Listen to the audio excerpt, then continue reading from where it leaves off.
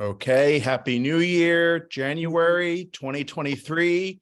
Good evening, Democrats. Good evening, Democrats. That's it. Wait. That's what I was just thinking. Okay, everybody unmute. Let's see if we can get a little bit better reaction here. Okay, and good evening, Democrats. Good evening, Democrats. Okay, that sounded great. Okay, we're glad to be back here for another year at the Santa Monica Democratic Club. We have lots in store for you this year, including a return to in-person meetings, which will also be in the hybrid format. So anybody's going to be able to watch from home or on Zoom or attend in person. That's coming later this year. We'll have more information once we figure out how to do it. Now is also a great time to renew your membership for 2023 if you haven't already. I'm going to go ahead and mute everybody again. I'm hearing a little bit of feedback. So if you haven't already done it, please renew your membership. I'm going to put the link for renewal in the chat. While you're watching the meeting is a great time to click over to Act Blue and renew. If you're a member, that's the only way you can have a vote in all of our endorsements and our decisions this year. So we definitely want to make sure that if anyone hasn't, I mean, you're welcome to be attending the meeting for free. You know, there's no requirement to join, but if you want to be able to vote, and we'll have some items to vote on coming up in the next couple of meetings. So now is a great time to renew. Okay, so first we want to announce our next membership meeting, which is also going to be on Zoom, February 22nd. The topic for that meeting is Rent Control 101. And we're going to be diving deep. I know I just said 101, but we're going to go into maybe 201. We're going to dive deep into the topic of rent control in Santa Monica. Later this year, our city council is going to be engaging on a citywide conversation on the topic of rent control, how to protect it, and what changes, if any, we might consider making to the rent control law in order to strengthen its protections. So in advance of that conversation, we'll be bringing in experts to discuss what rent control is, how we got it here in Santa Monica, how it works, and why it's so vital to our community. February 22nd, mark it down. That's when we're going to be doing that meeting. Now, the next meeting after that, March 29th, our executive committee election will be held. So if you're interested in joining our leadership team for the club, please reach out to us on the board, the existing board, and let us know. Anybody who you see in the participants list as a co-host is on the current board, the 2022 board. So message any of us. You have the ability to self-nominate to run for the board for 2023 up until February 28th. And we do have some open positions. So if you're interested, let us know. In order to run, you need to declare in writing no later than February 28th. A little later this evening, we'll be hearing updates from some of our committees of the club, notably our Diversity and Inclusion Committee, our Legislative Committee, and Programs Committee.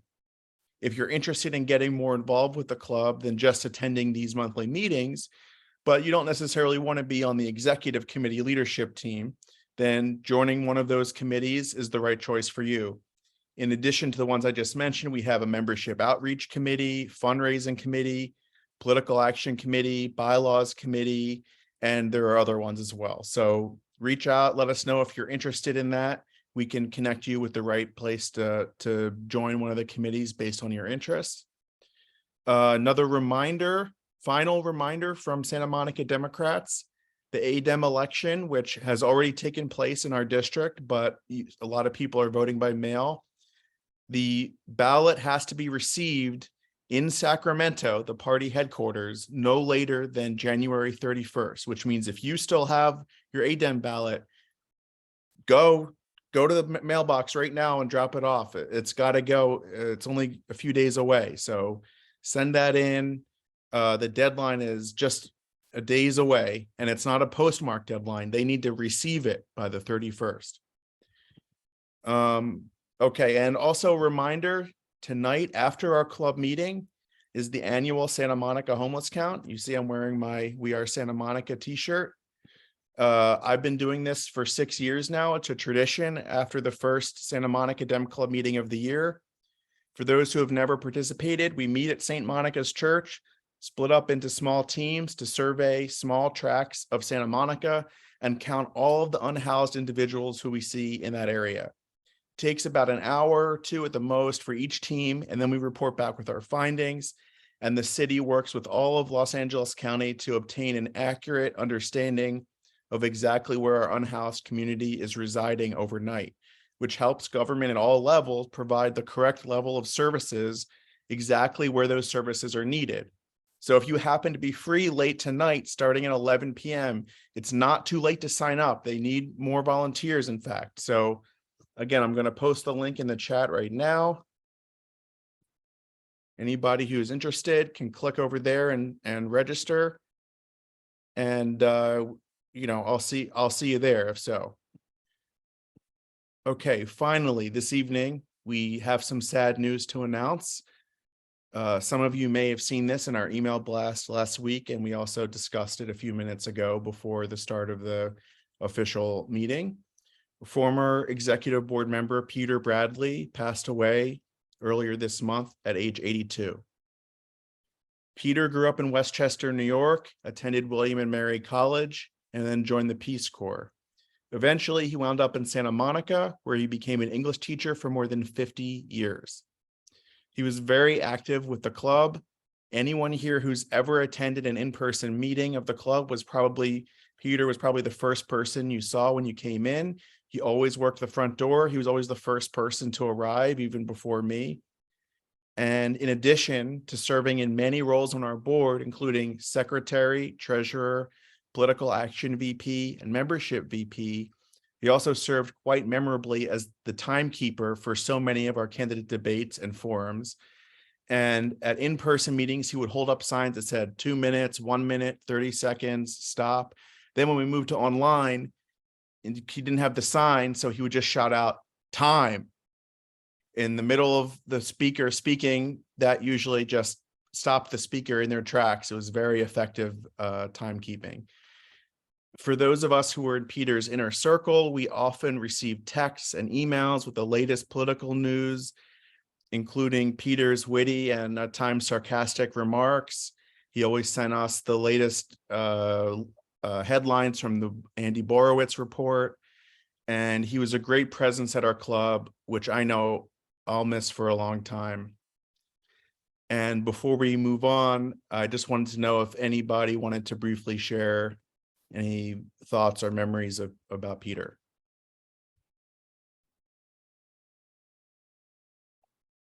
Janice, yeah.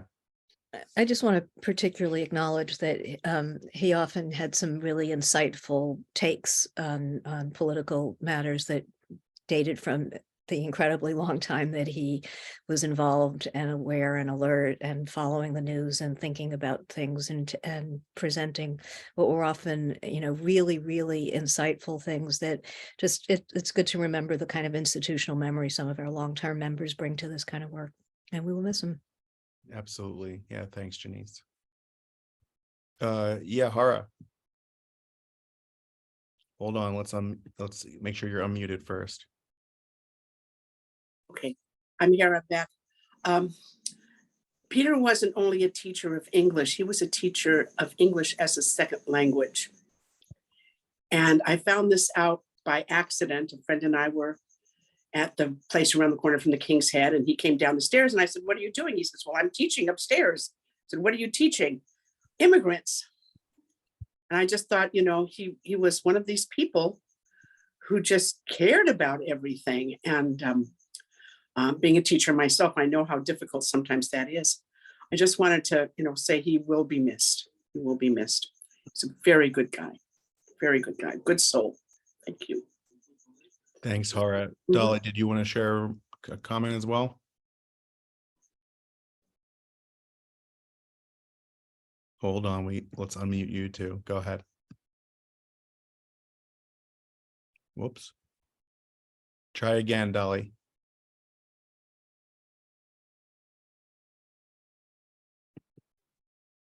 Dolly, you're still muted.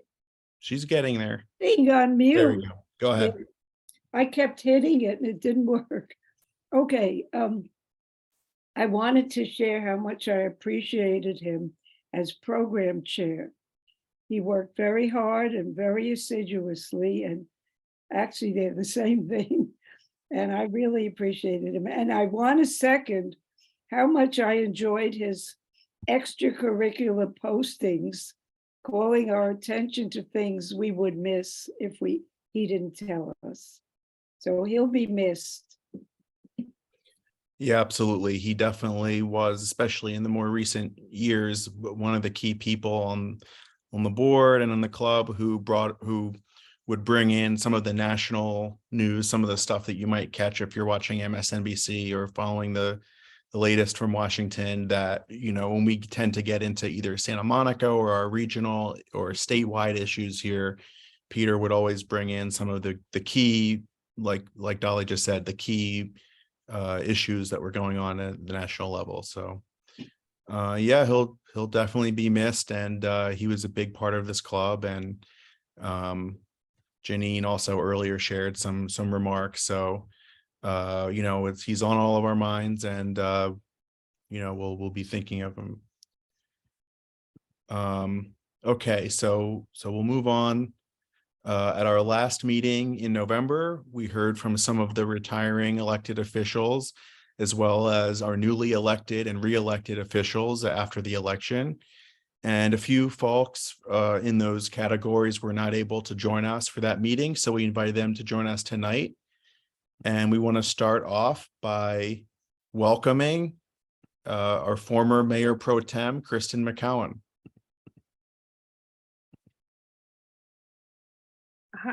Hi, can you guys hear me? Okay. Well, it's really nice to see all of your faces as I scroll through here. I was really honored and caught off guard when Melissa and John reached out asking me to come say, you know, bye. And this whole it's been a complete whirlwind, and I really regret in these last 2 months, I guess, or a month and a half, that I've not been like present for it, if that makes sense. And some of you know, but right before Thanksgiving, we our apartment was declared uninhabitable by the city, and so we were out of our place and still are out. Habitability was just granted last Thursday. And so it all happened at the same time that council was coming to an end. And a few days after, we had to get out of our house so quickly. My boss resigned with 2 days notice, and I had to take over the department at the Dodgers where I work. And so I've been completely consumed. And I was talking to someone on council today, and I said I regret that I wasn't more present for all of this. And this is the first time I've talked about it, so I get emotional, but which I guess I always do. But I just wanted to say to this group, and there are a lot of you on this call, this Zoom, from other groups too, and this applies to all of our like-minded sort of Democrats and progressives. I would have never had the opportunity had it not been for this club, had it not been for lifelong steady faces that you see here tonight, that many I've known for a very long time, who vouched for me and said that I could at least temporarily represent our democratic values well on our council. And this is a diverse big tent of a group, and we don't always agree on every single policy and issue. but I just hope that I was able to serve honorably for the time that I had the opportunity. And it's never lost on me just how important the Dem Club, SMER, Santa Monica Black Agenda, and so many others were to my ability to have this unique opportunity. I don't take it for granted.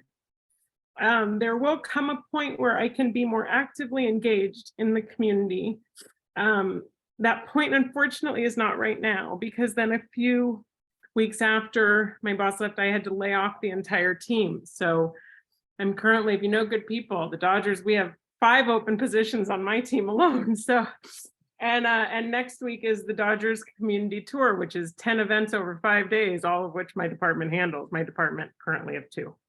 So I will emerge in just a couple months once I've hired staff and the dust has settled, and I will start to be able to join some of these, what I call my extracurricular activities again. And thank you all so much. And for anyone who even has the slightest little bug of I'd love to serve in this capacity, for all the challenges that come with it, all the difficulty, and I definitely was not capable of doing it for more than 2 years. So I was in the end grateful for a short term, but take a chance. You have all these people behind you, and do it, because you won't regret. It's a very unique way to serve a community that I know we all value so much. So thank you. And I will go in and out of camera on, because I so respect anyone who's single parents full time, but my whole community, my village that takes care of my children when I work from 7 a.m. to 9 p.m., they are all out of town this week. My husband, my parents, everyone is gone.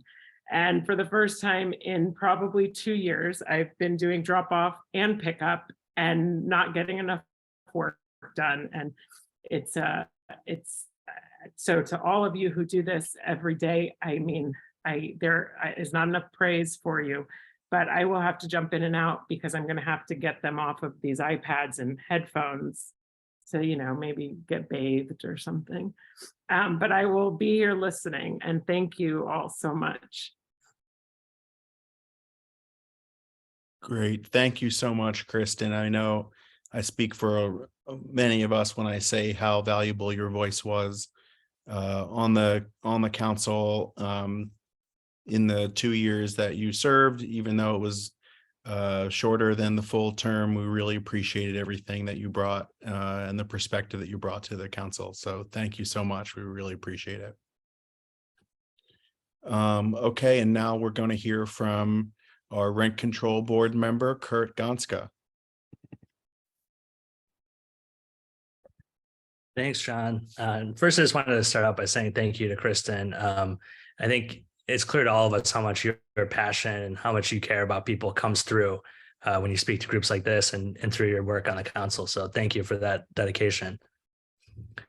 And thanks, John, and the group for allowing me to come on and say hi to everybody. I know a lot of you. For those of you who maybe we haven't met yet, my name is Kurt Gonska.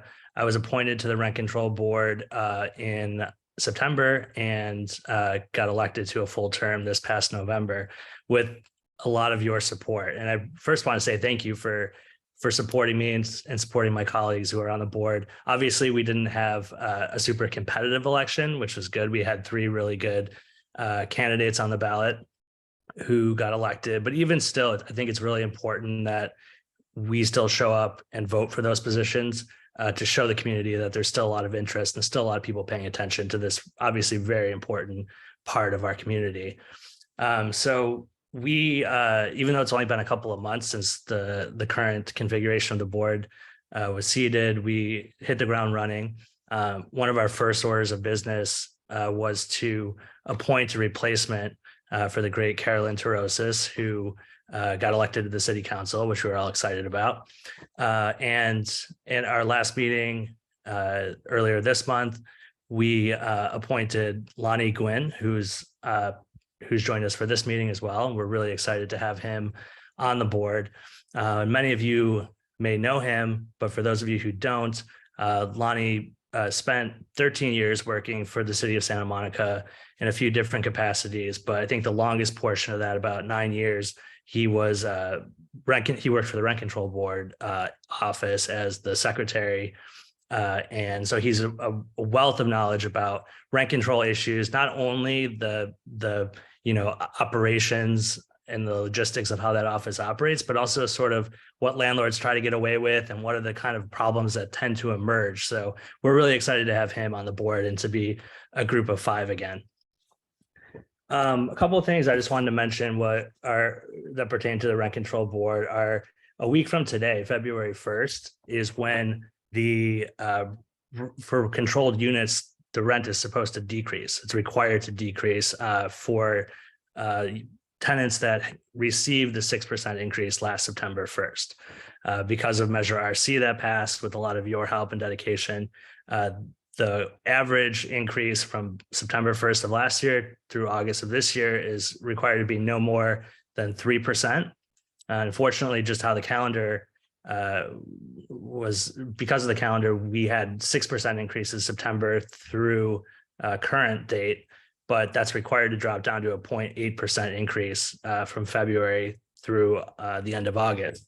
And so folks who are in rent controlled units, you should have received this letter from the Rent Control Board. It looks like there's a couple of different tables on here that really is a good resource for people to understand sort of this sort of complex math that went into Measure RC. But the gist of it is really that landlords are supposed to notify tenants that this decrease is coming February 1st, but regardless of any notification, they're still required to lower the rent. So if you live in a controlled unit, if you have friends or neighbors that do, if you hear of anybody that isn't aware of that, make sure you tell them February 1st, the rent should go down. And if they need help, if the rent doesn't go down, they should contact the rent control office for assistance on that.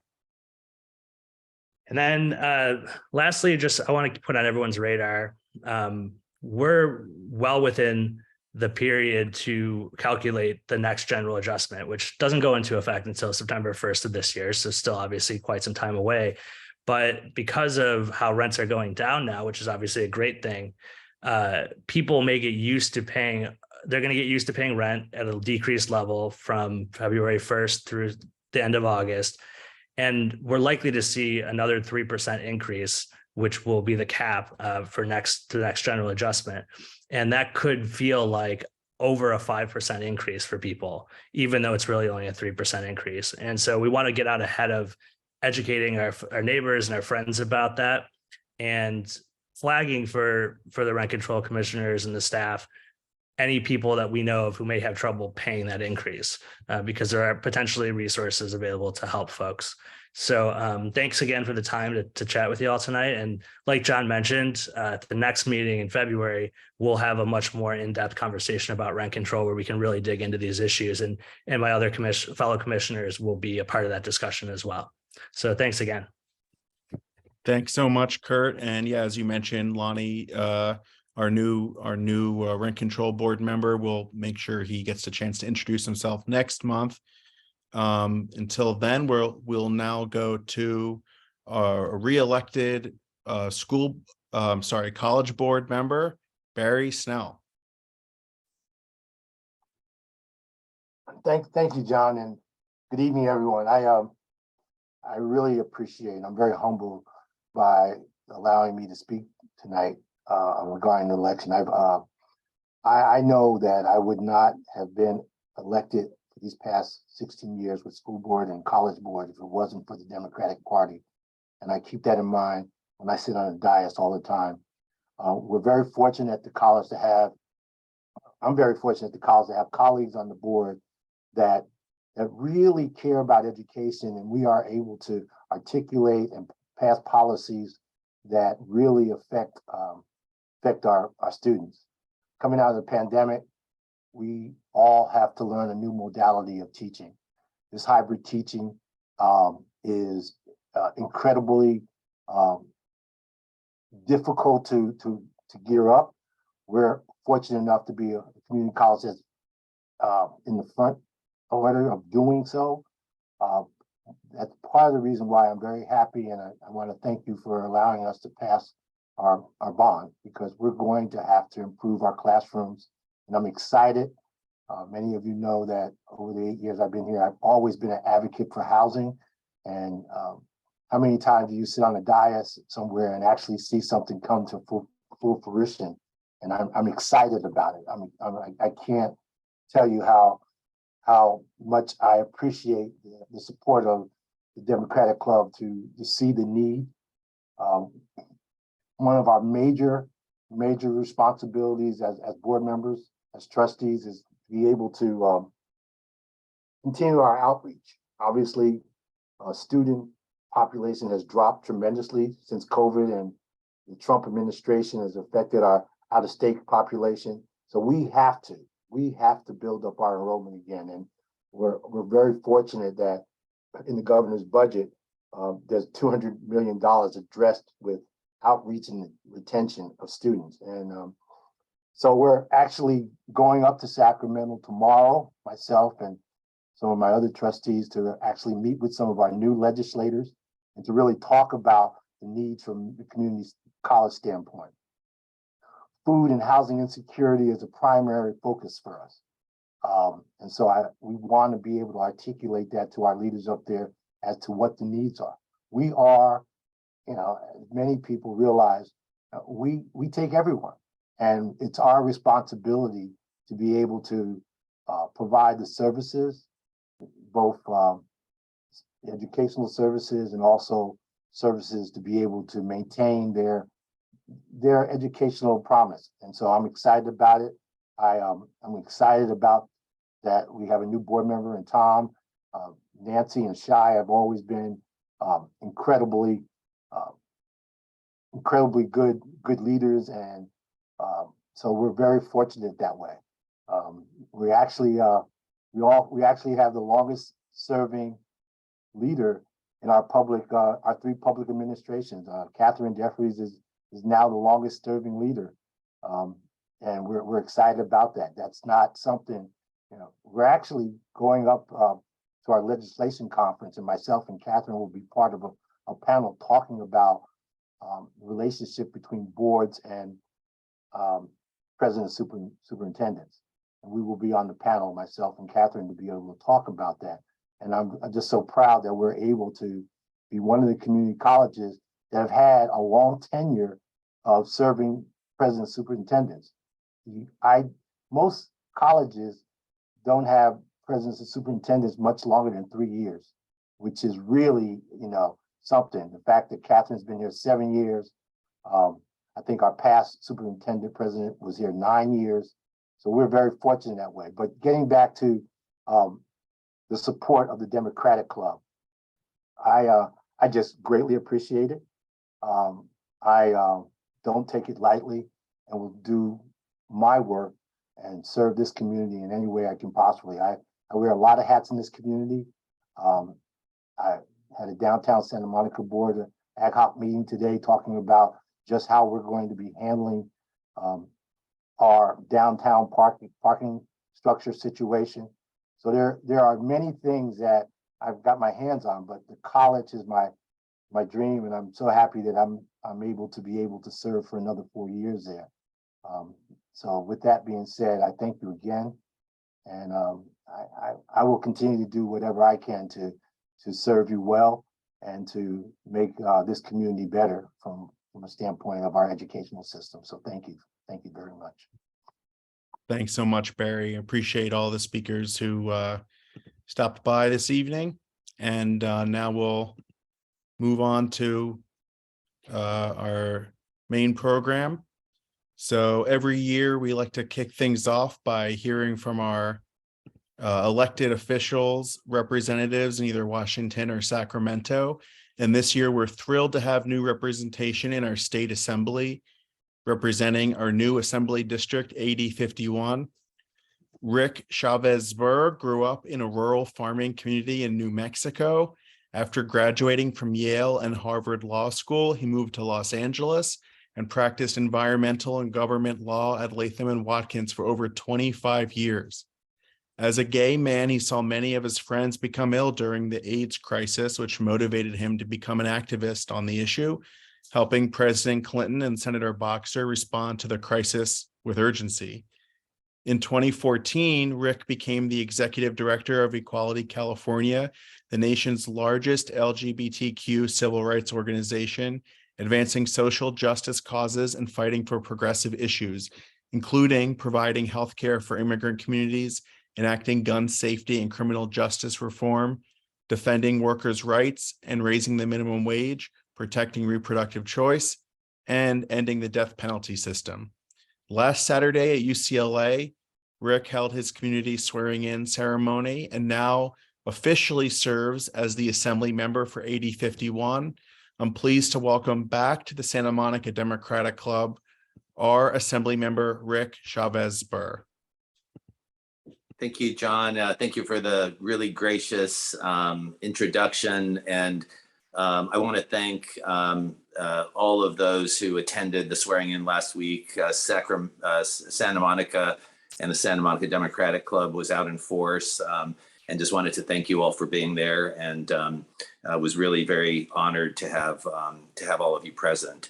You know, it's been I've actually been serving since I think December 5th now, when I was sworn in initially in Sacramento, and it's been a very fast learning curve, and this is a very fast-paced schedule that we're on. And one of the things that is a challenge is that unlike folks that have been serving for a while, one of the things that folks do is they spend a year getting a bill package prepared and vetting it and researching it and finding sponsors and all of that, so that when December and January come around, they've been working on things for 7 or 8 months.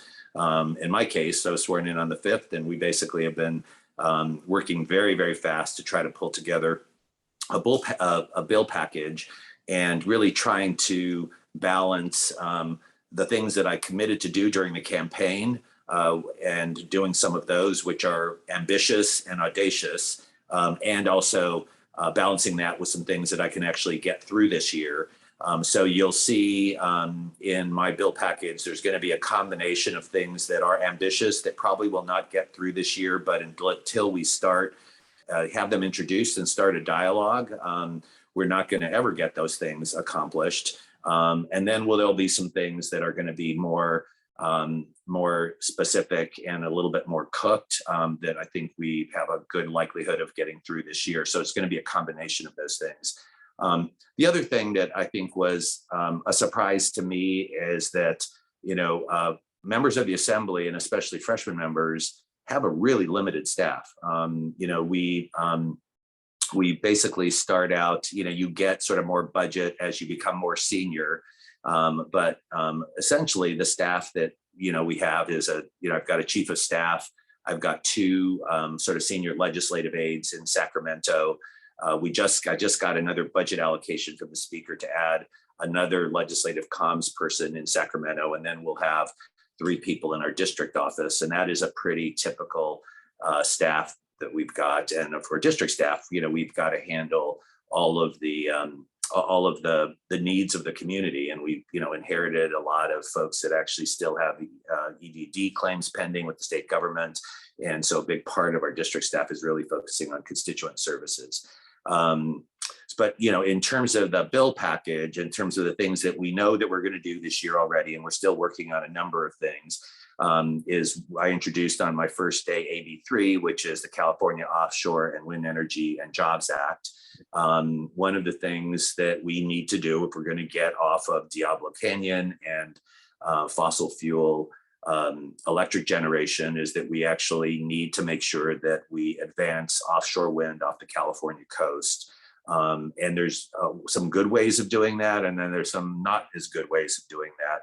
And so what this bill is intended to do is make sure that the approval process for offshore wind, for the California approvals, really sort of embrace California values. And by that, I mean making sure that, so there's a number of things that have to happen if we're going to actually have offshore wind if that's going to become a reality. There are 5 leases that the federal government has issued, and there was basically an auction. And so wind developers have basically won 5 different lease hold areas in which they're going to be able to install offshore wind projects outside of the California waters. So it's in the jurisdiction of the federal government. But California still has jurisdiction for the transmission from the offshore wind to get the electricity to the transmission grid. And we actually have to figure out how we're going to build ports to basically construct these offshore wind projects.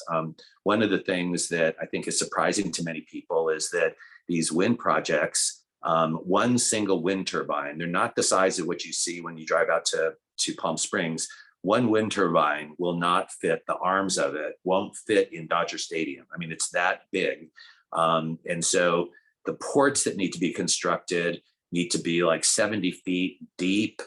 You've got to have over 200 acres of laydown space so they can assemble these huge wind turbines and then haul them out to the sea. And if you don't have the right, and of course, obviously there's environmental impacts from constructing something that big. So you want it to be constructed in a place where you're going to have the least environmental impact to sensitive species in our marine environment.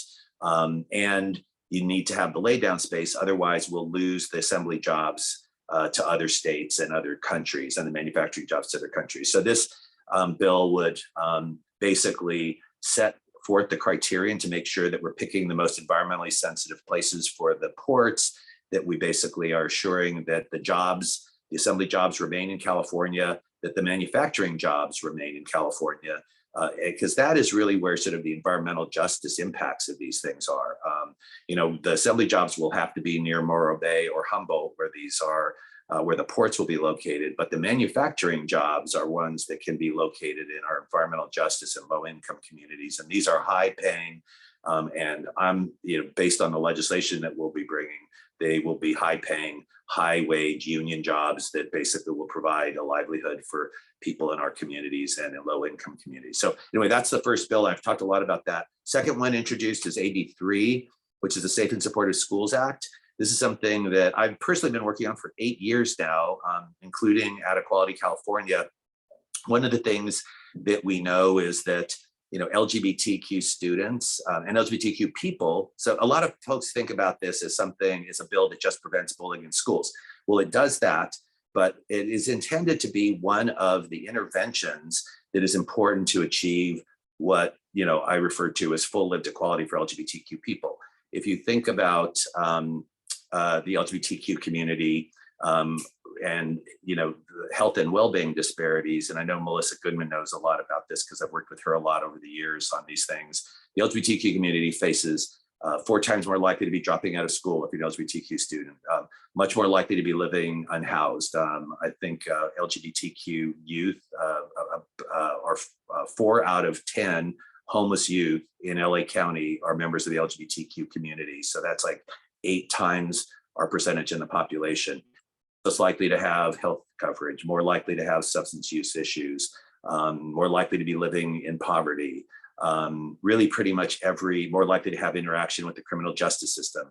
Really all of these things are ones that deal with sort of this cycle of basically kids not having supportive home environments. And then, when that's the case, or facing ostracism and discrimination in the community. And really, we know from the studies that if that's the case, and they don't have a supportive home environment, the most likely place they're going to go to would be a school teacher, a school staff, or a school counselor. And if those teachers aren't trained to understand how to provide adequate support to these kids, then kids drop out, ultimately end up living on the streets, turning to survival sex or substance use to support themselves. And so this is intended to provide the teachers the tools and the training they need to identify these kids and really help provide interventions for them. So it's something that we've wanted to do for over 8 years. Governor Brown was not supportive of these things because he didn't like having mandates in the schools. Governor Newsom is, but think about sort of just the amount of cost that it will be to sort of train every teacher in the state of California. So Equality California 3 years ago negotiated with him and the legislature a budget allocation, which gave $3 million to the Department of Education to create an online teacher training program, which will be done this summer. And so this bill will actually mandate it for teachers across the country. I've been getting a lot of sort of hate press about this. Some of you, I think, have seen it. It's been in a Breitbart where they're basically characterizing a bill that is really just about providing teachers the tools they need to support LGBTQ kids. And it's been characterized as me wanting to help teachers have kids to get sex change operations without their parents' consent, which is the way it's been characterized in the right-wing press. So that's AB 5 that's already been introduced. We also am excited about a bill that is being sponsored by the California Federation of Teachers, which will create a pipeline from an employment pipeline for school staff and classified staff to enter the teaching profession. And so that's something I'm really excited about carrying. We're also going to be doing a bill that is being sponsored by the California Coalition for Youth, Alliance for Children's Rights, and Children Now, that will enhance independent living support for former foster youth. So it will provide more support for kids that have sort of aged out of the foster youth program to try to help keep them in their homes, help them provide support to find jobs, and will be a program that is focusing on our foster youth. Another bill that we've already committed to doing, it's being sponsored by the California Department of Insurance, APLA Health and Wellness, San Francisco AIDS Foundation, the LA LGBT Center, and Equality California, is a bill that will enhance consumer protections for preventive care and STI screening. They're basically, under California law, you're not supposed to have co-pays for STI prevention services and for PrEP and a number of other things, but there are a bunch of loopholes in that law, which when you end up going in, if you have to have a doctor's visit, it gets them out of the loophole, and then it requires co-pays for those things. So this will close that and eliminate those co-pays for those really important services. So those are ones that I've committed to doing so far. We're still doing a lot of research. The areas that I'm focused on that we're likely to be carrying additional bills on, one of them is one of those that I talked about during the campaign. It's going to be hard this year because the state is facing a $26 billion deficit, and they basically pretty much told us to not advance bills that basically will cost any money.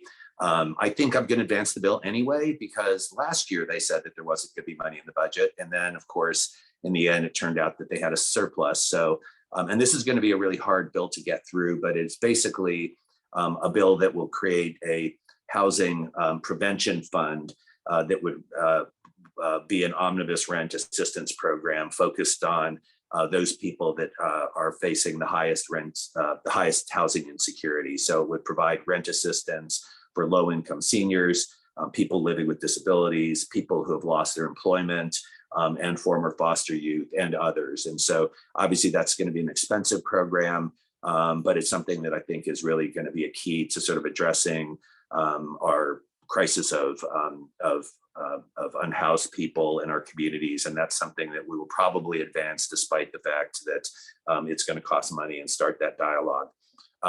Many of you remember that one of the reasons why I ran was really to try to,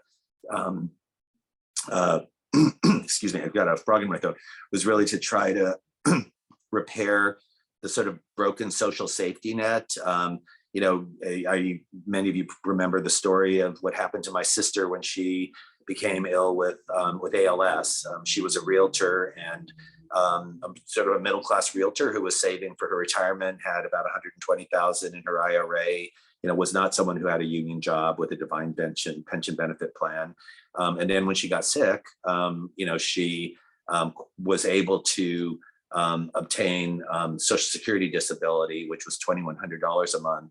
But that was all that she qualified for, even after she basically spent down all of her savings and her retirement plan and her IRA. She didn't qualify for any support when she needed help getting from her wheelchair to her bed or from the bed to the toilet. There was just she did not qualify for anything under the IHSS program. And on top of it, when I tried to help her apply for that, realized that our home care workers under the IHSS program are paid just astronomically low wages.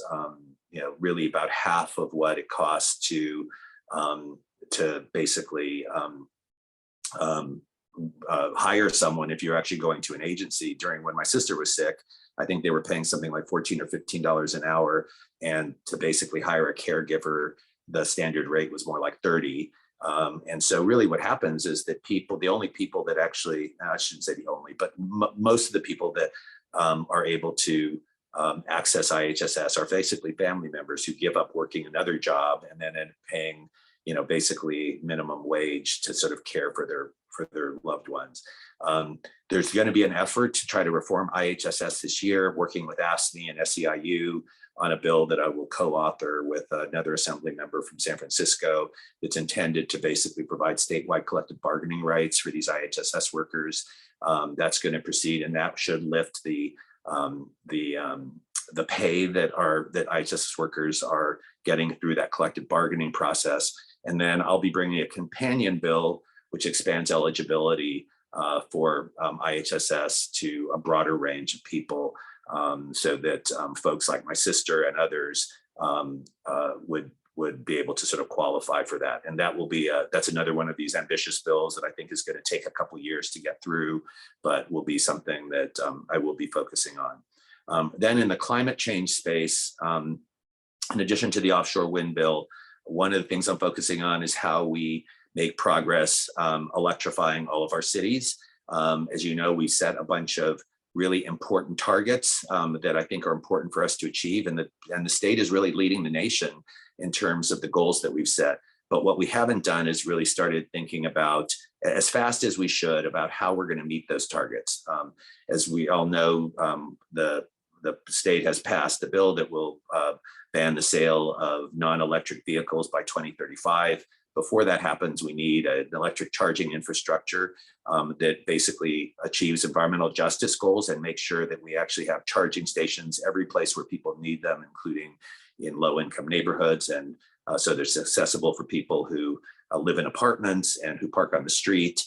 So one of the bills we're likely to carry this year will be one that will require that cities across the state will actually prepare a climate change electrification plan as part of the general plan update, and actually identify strategies to provide adequate, not only adequate charging for vehicles.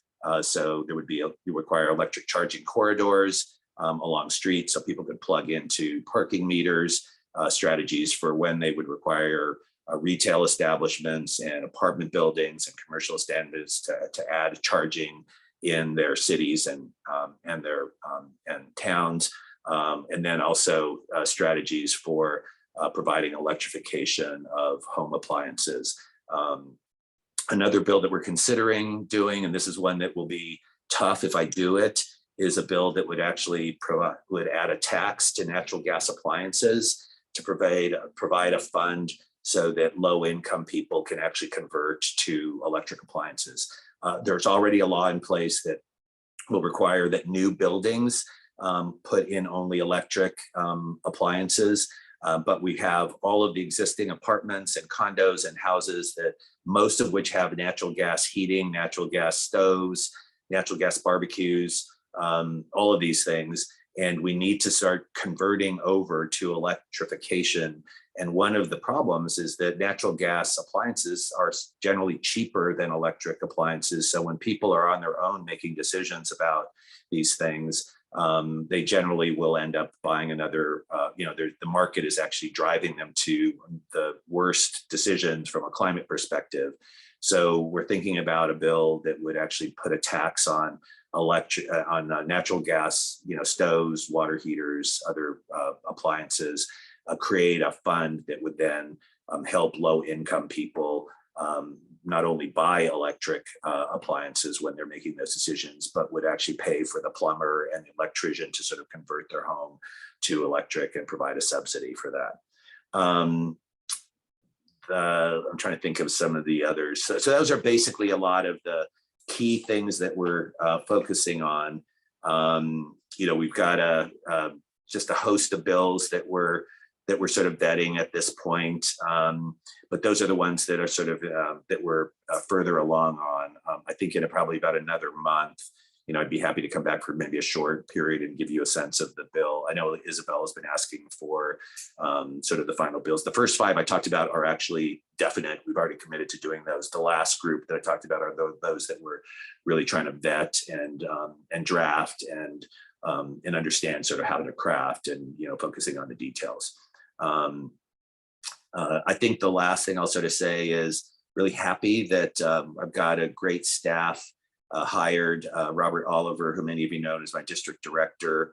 We are still looking for a second field rep in the district office. So if you know of anyone, please let them know that we still have one position open in our district office, and we actually are.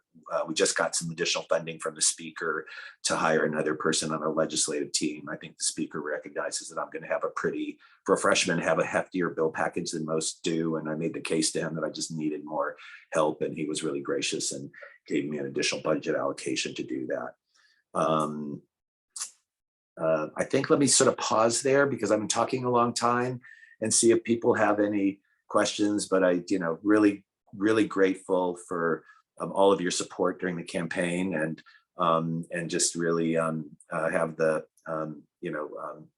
was really very honored that so many of you were at my swearing in this weekend and really looking forward to partnering with this club, really the most active Democratic club and largest, I think, in my district now. And so really, really grateful to have time and spend time with you all tonight.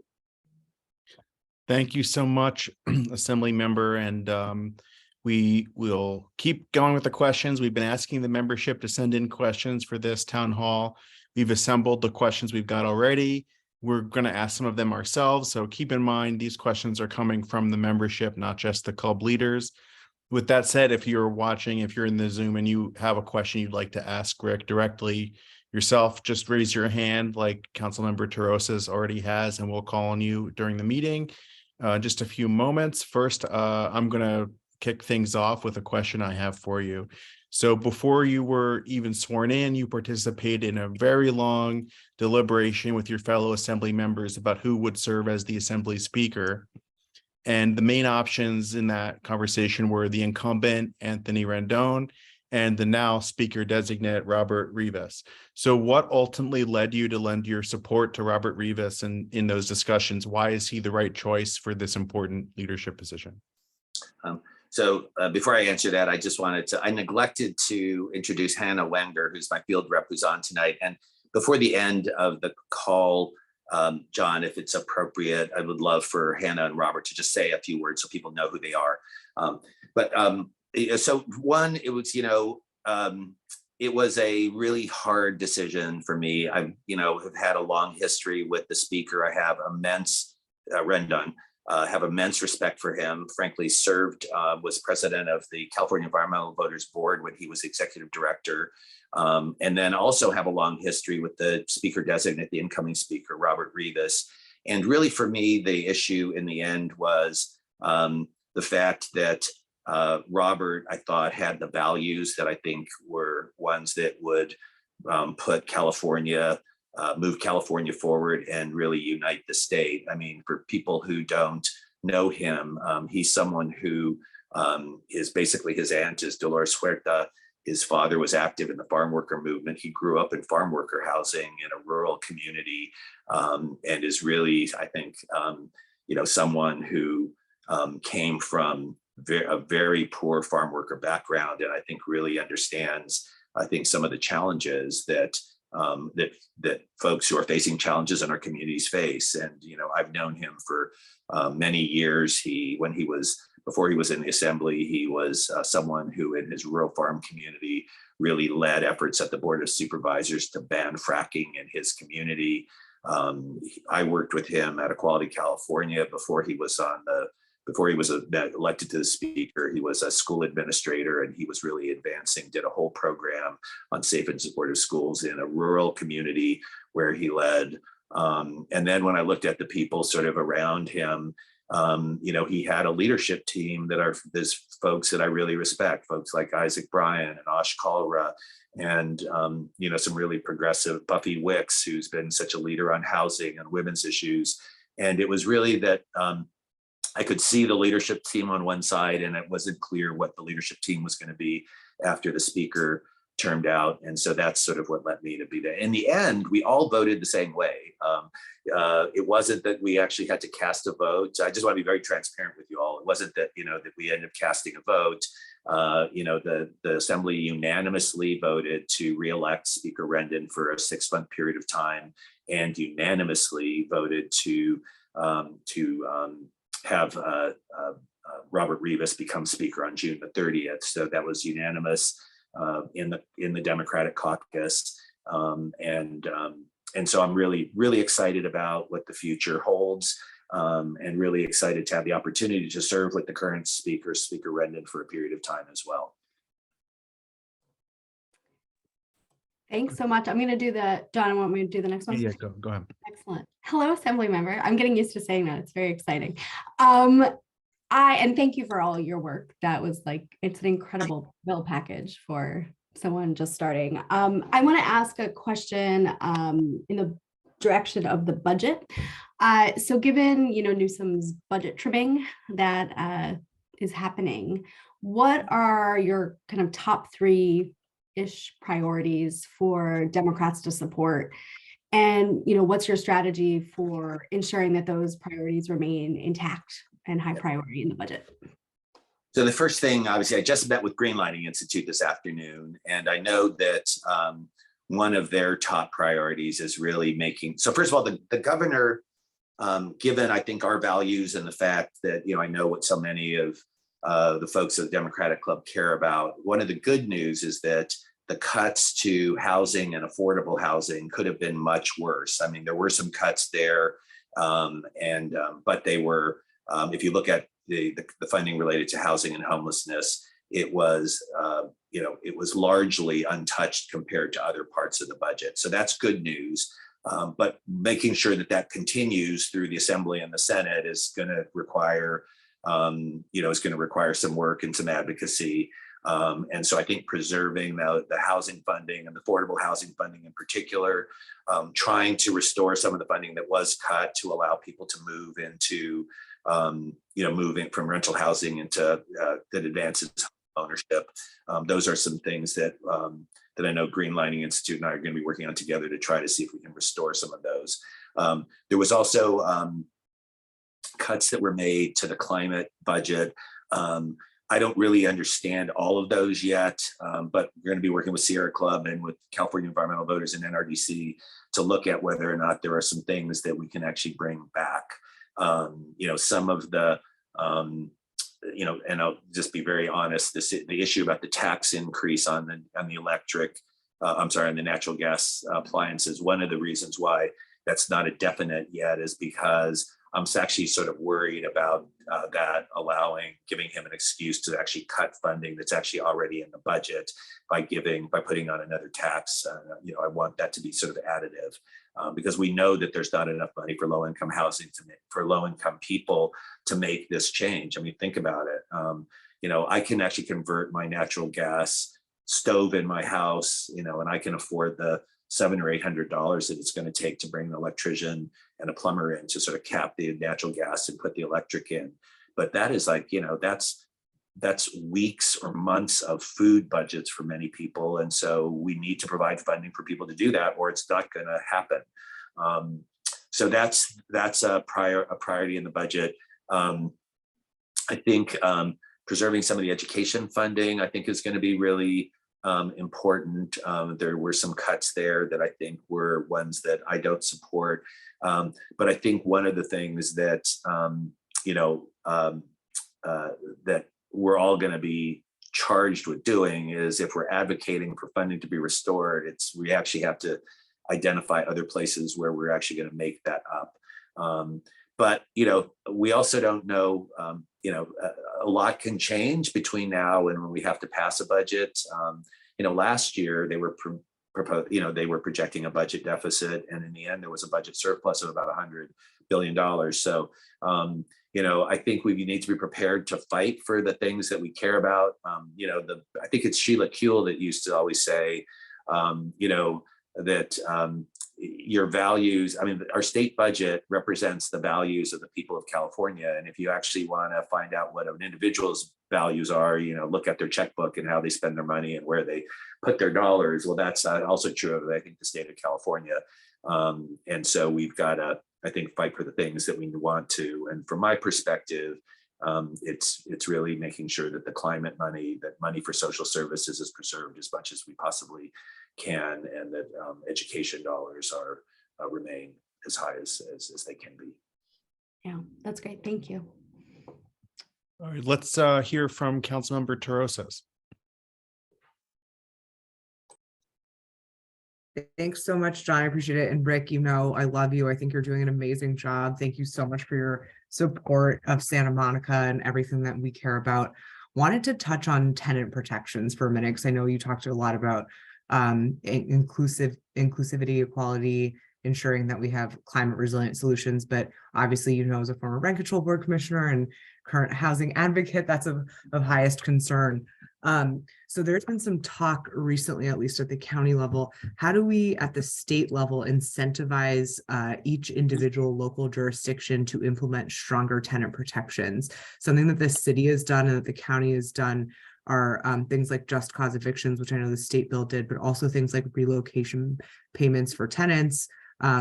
If there's an economic hardship where a rent is increased by a certain amount, over a certain amount, relocation benefits for those tenants. And quite frankly, there's some talk about whether the state could incentivize, like streamlining enacting some of those tenant protections in some of the local jurisdictions. I know that Biden came out with his package today of renter protections. We obviously know that the eviction cliff is looming. The county just voted yesterday to extend our eviction moratorium countywide for 2 months with a $45 million rent relief program, but it's just not enough. So has there been any talk at the state level of helping local jurisdictions streamline tenant protections? There wasn't very much in the budget, as you probably know. But I think, one of the things I think would be helpful to me is if we could sort of sit down and I think sort of project out what some of this stuff would cost. I don't think anything, these are just like local, jurisdictional code amendments. I think that's why I bring this up. Yes, the local jurisdictions would have to pay relocation, but I don't think that we're asking the state to do that. Yeah, no, I get that, but that still is considered in the appropriations. But I would actually love to work with you on some package of things in that area. And I don't think there's been a lot of discussion about it so far. So okay, great. Yeah, because we want to keep people housed. We want more people to be housed every day than fall into homelessness if we're going to solve this problem. Yeah, thank you. Yeah, you're welcome, Carolyn. Okay, I see. Let's go to Andrew Lewis next. Hi, Andrew.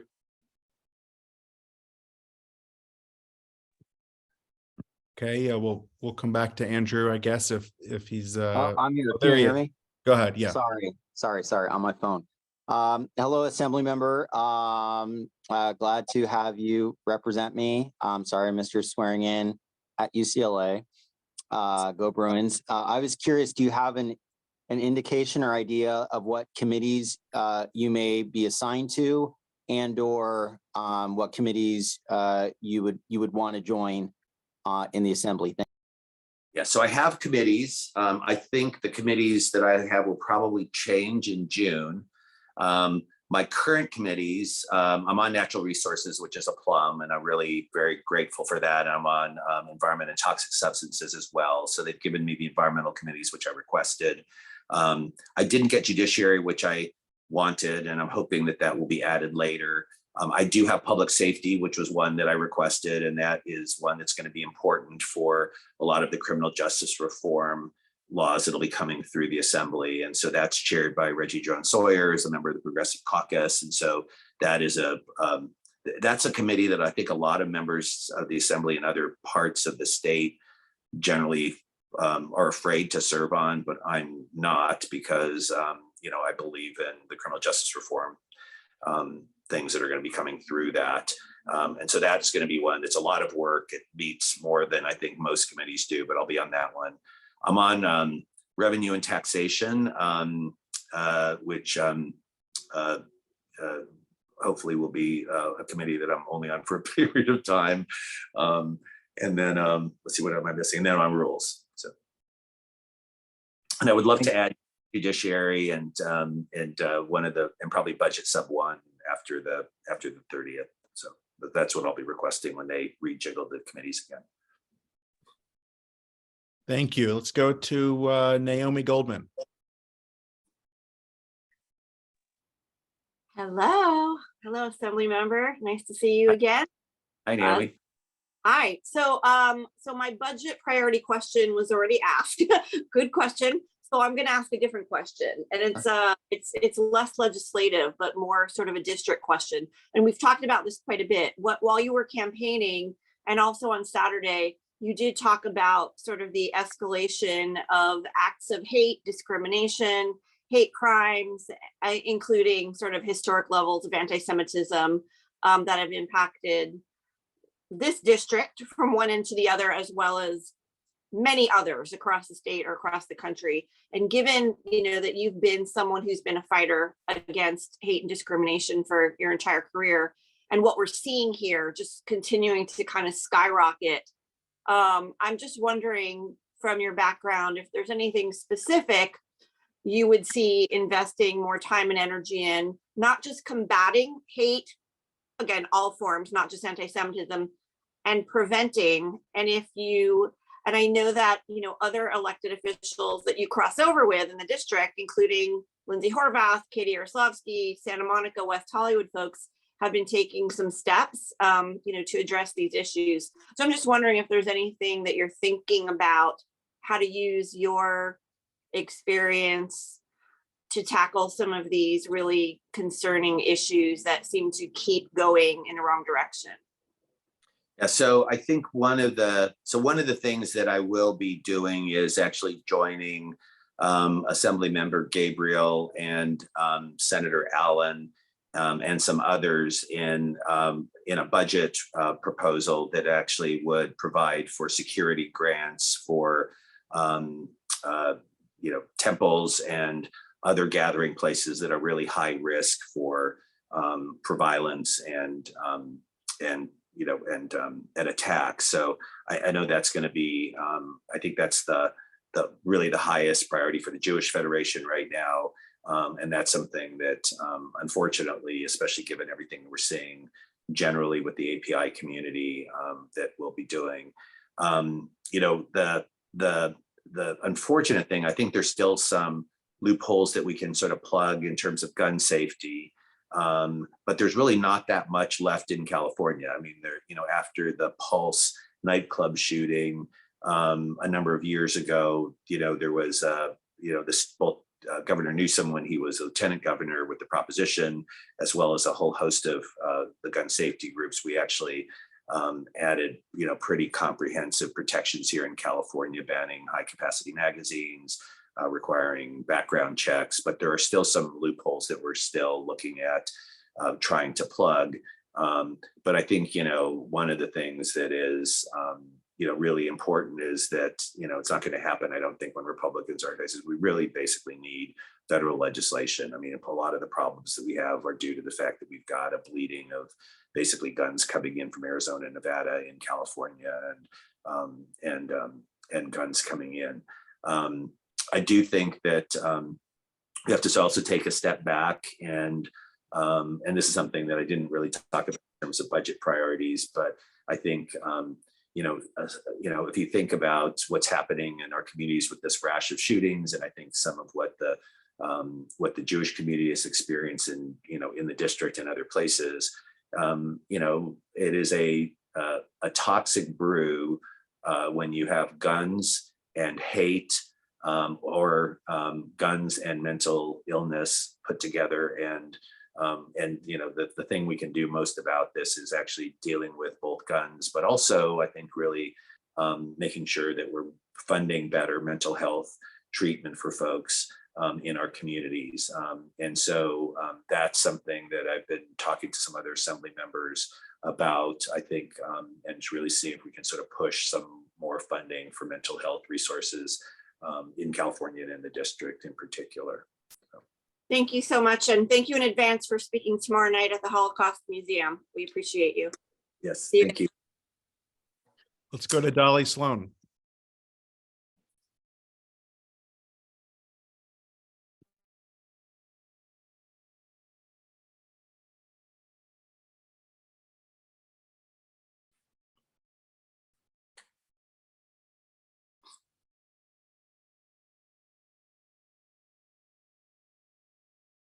You're good, Dolly. You're unmuted. Oh, okay. Hi, Yeah, Dolly.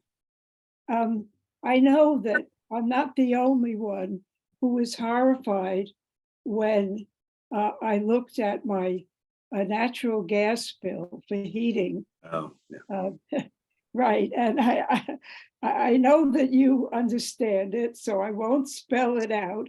But this month, I almost died when it's $275 for a 3-bedroom, 2-bath apartment that has one wall heater for the entire apartment, which has 4-way exposure, so it's getting cold from 4 directions.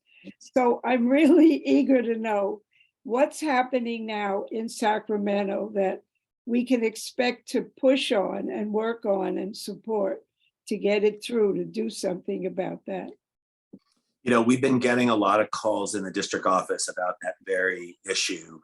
And so some of what, at least what I'm doing at the first phase is really, we've arranged some calls with folks at the Public Utilities Commission. I mean, they're supposed to be regulating this stuff, but really the spike that I think people are experiencing, I don't really understand it. And I think one of the things, there's a group of us that are planning on advancing, and probably instituting some hearings to see what we can do about it. But we've heard about this. We're getting a lot of calls. You're not the only one, Dolly, and we need to do something about it. Yeah, well, count me in to support any action you're taking. Thank you. Thank you. Thanks, Dolly. Let's go to Mike Soloff. Rick. Hey, Mike. I wanted to thank you for leaning in towards the rental assistance bill, and you know why. And but I want to appreciate the point you're making, which is that even if this is not something that we can realistically expect to get past this year, that if there's ever going to really be an effort in the state to address the outrageous number of extremely rent burdened low-income people, somebody's got to start talking about it in Sacramento and raising the issue. So I really appreciate that. So I have only 2 questions. One is there anything, and it's something you can answer now or just let us know, that we can do to help you either with the bill or in terms of lobbying or anything like that? Let us know. We obviously have a lot of people who care a lot about this in this club, and a lot of people were very active, not just in the local Democratic club, but in the county party and in the state party and on the executive board, et cetera, et cetera. And then my second question, which also may not be something you can answer tonight, but there's, as you may know, in Santa Monica, we have this DMV site. And I know when the city we've been pushing the state to get that dedicated to affordable housing in our city. And people said that your predecessor had somehow been involved in those discussions. So I don't know if you've been briefed on that and you're involved in it, and what you know about it.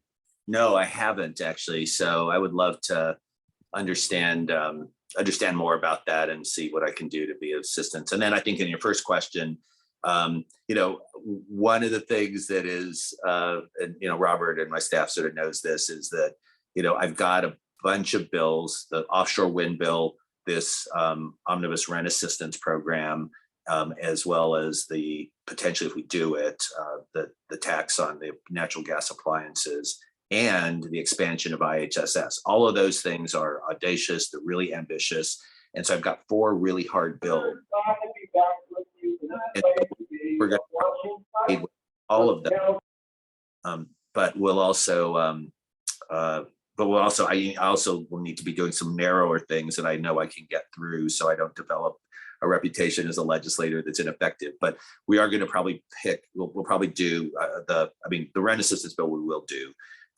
And so that's one that I think is, will probably take 2, 3, maybe even 4 years, but it's the kind of thing where we're going to need a lot of grassroots support and obviously support when I announce it, to really build support within the party. It's got to be something that really, I think, the Democratic Party and leaders in communities across the state really sort of advocate for and start pressing their legislators and the governor and the leadership in the Assembly and the Senate to sort of get behind. So I thought about this long and hard, and there was a part of me that said, let's just go ahead and follow the rules and do what they tell you to do, which is only submit bills. And I thought, why am I here if I'm basically not going to do the things that I said I was going to do? And so that's something that when we announce it, would love to have the support of the club and really help in getting the word out. Thanks. Thanks. And now let's go to Brooke Bestinelli. Hello. Hi. Hi. Very excited about the work that you're doing. Thank you for sharing. My question is, I'm a teacher and I very excited about the arts funding bill that just passed. And I'm also interested in what you have talked about for training teachers to be supportive for LGBT students. My question is sort of dovetailing the two things.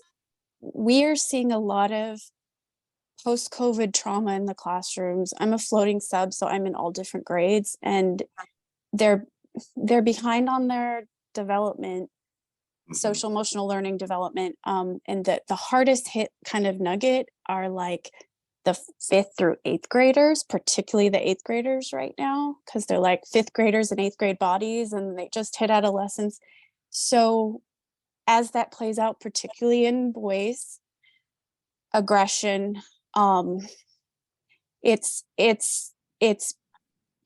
causing teachers to quit. I'm concerned that, I'm looking 10 steps ahead of what this can turn into. And yesterday I was working one-on-one with a kid who, was obsessed with Andrew Tate and just using very violent language. And it just, we see these things, but like, we don't have the tools as teachers because we're paid so badly, we're so tired, and we're so short-staffed in the schools, and we're just seeing these results of COVID and what's happening. And I'm just wondering, is there any conversation? I know it's very early because COVID barely ended and didn't end yet, like, of what everyone's seeing, but are there conversations maybe towards something that we could get ahead of this a little bit? So in, there aren't a million shootings next year because these boys didn't, process their rage and anger from, I don't know if I'm explaining the question very well, but just what I'm seeing is frightening me, quite frankly. So, I'm glad you raised it. Actually, just to be honest, so first of all, I actually have 2 8th grade twins and I've seen what sort of the impact that COVID has had on them. It's sort of just it's sort of periods of depression and withdrawal and all of that. I'm worried about my own kids, frankly. But I've already had a round of briefings with the California Federation of Teachers, and that's why I'm carrying that bill, the pipeline bill for the school staff to teachers, but I haven't yet with California Teachers Association. And I will raise this with both of them.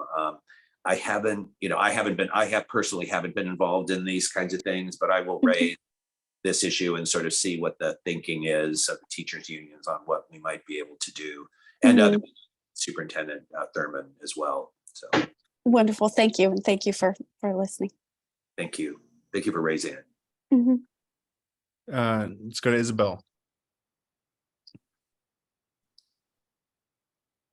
Mute. So hi, Rick. Hi, Good to see you. Mine is just a quick thank you because you must have anticipated my questions. I was going to ask you about your bills and your future bills, and you've gone into so much detail that I just asked John for the transcript to look at it even more closely. So I just want to thank you for specifying all that. We're going to be in touch. I want you to know our legislative committee meets for the first time on Saturday. So we'll start looking at some of these bills.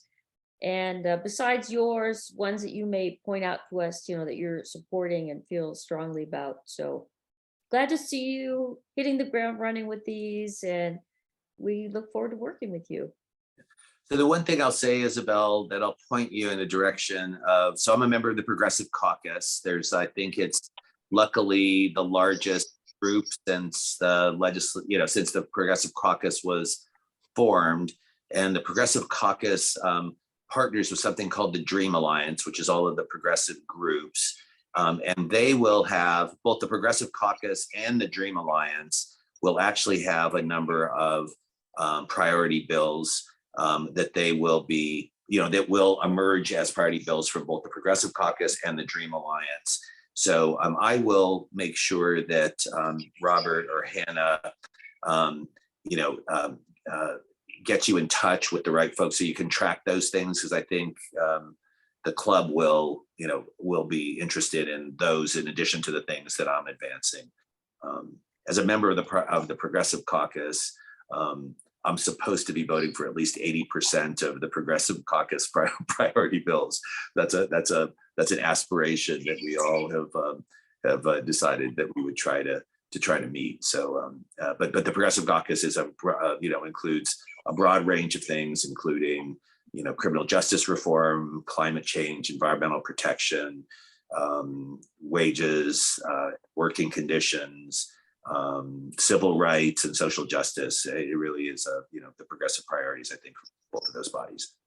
Well, I really appreciate that. I think that will be very helpful because, as you probably know, there are about 2,500 bills introduced every year. One of our biggest challenges, at this time of year, is just sifting through all those, like to find the gold nuggets, or maybe it's not that these bills are better, but we only have the capacity to maybe do a half to a dozen bills. So it's just sifting through them and finding the most important ones that we're going to support. So yeah, I really appreciate making those connections with the Progressive Caucus. Thank you. Thanks, Isabel. And thanks for everything you're doing.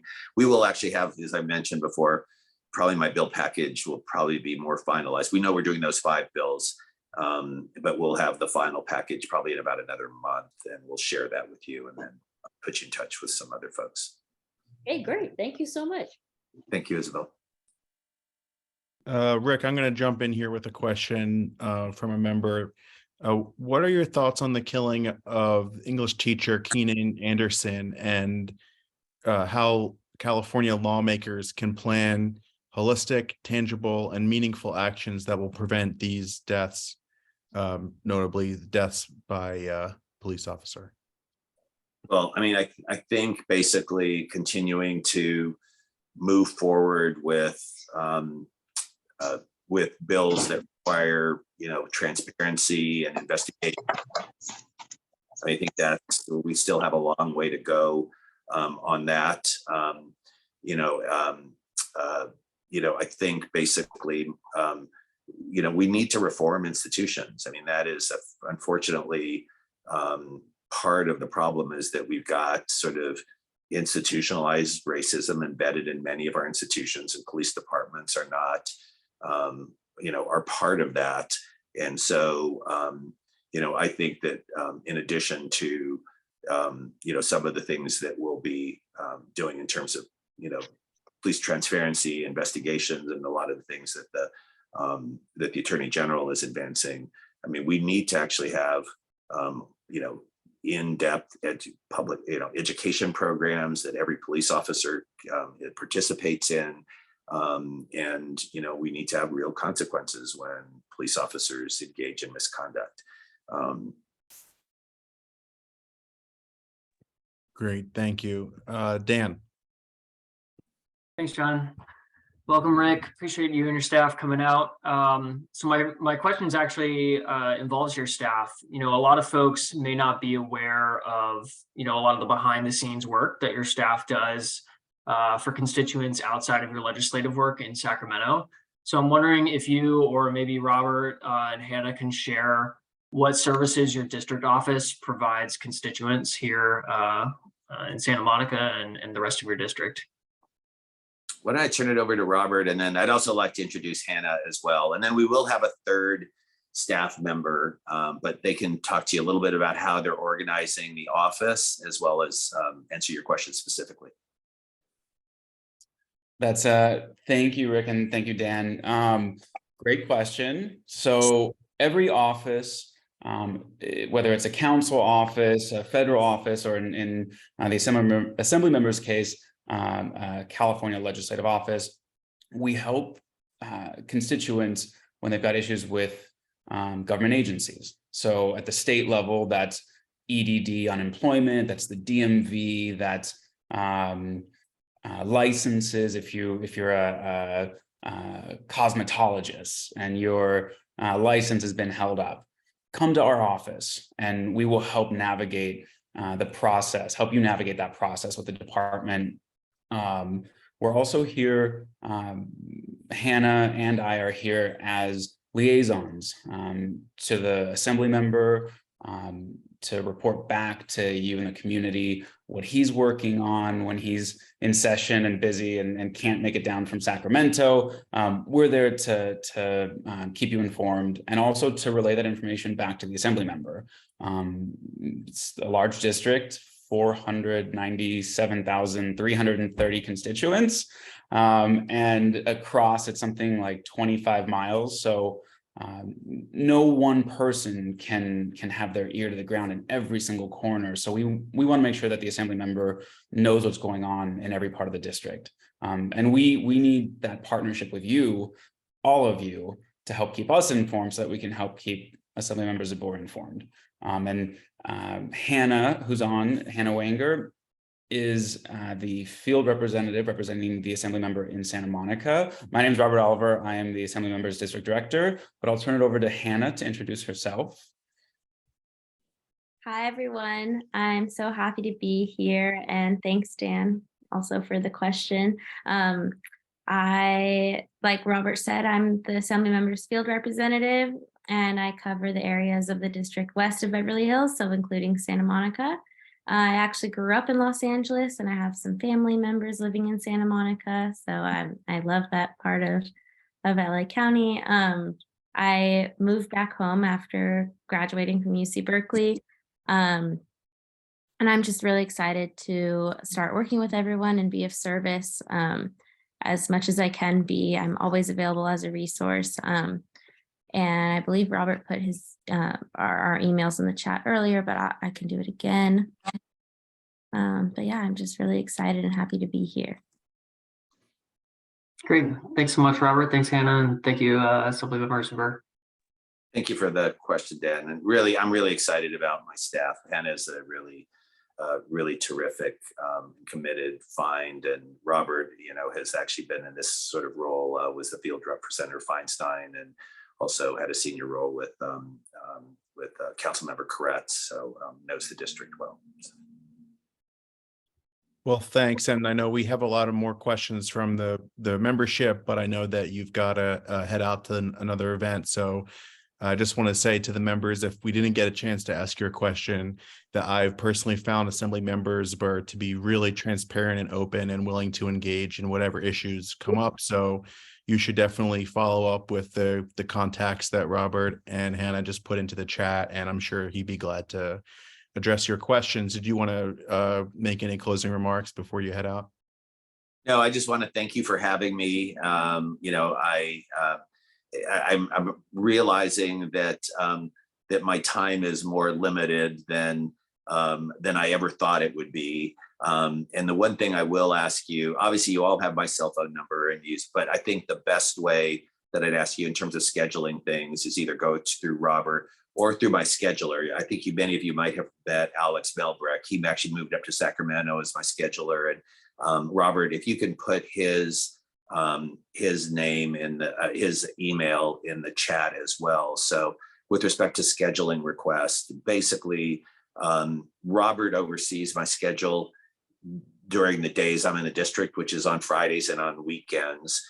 But Alex really keeps the master schedule. So either go to Robert or Hannah or to Alex, and that will make sure I'm being, my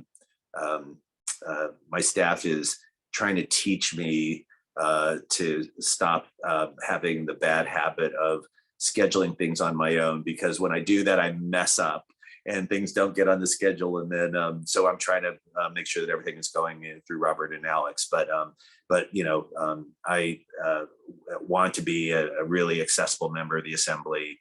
Please invite me back. I want to attend your events and also want to have regular communication with you over the course of the year and about the legislative schedule.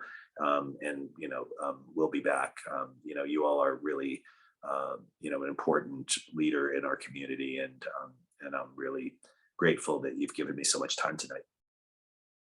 Well, thank you so much for being here, Assembly Member, and looking forward to having you back next time. And everybody, let's give it up for Rick Chavez-Burr. Thank you. Thanks. Take care. Bye. Bye. Okay, so we're now going to hear from a few of our club committees. Remember, any club member can join these committees or one of our other committees that's not speaking tonight. We have a lot of committees, and whenever they have a report, we want to bring them to the membership to hear about what's going on. If you're interested, reach out to the speakers you see here today who are about to speak, or me, or any member of the executive board, or just email the Democratic Club, the email address that sent you the Zoom link today, and just say, hey, I want to get involved in this committee or that one, and we'll put you in touch with the right person. We love having active committees so that we can get a lot of the work of the club done with those who are the most interested in that particular topic in remaining active between these big membership meetings that we have. So first up, we're going to hear from our Vice President of Diversity and Inclusion, Raina Kirkland. Hi, everybody. I was actually thinking about keeping my dog's picture on because she's much cuter than I am. But here we go. I wanted to, sorry to have not been able to say a farewell to Rick, because he graced us, as Dan knows, and I don't know if Keith is here, with his presence as our guest speaker during Pride Month of Diversity and Inclusion. And we really got to know him very well, and his commitment to community is rich in sincerity.